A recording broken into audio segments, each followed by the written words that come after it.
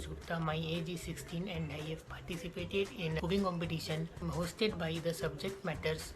Today I am going to cook vegetable Manchurian.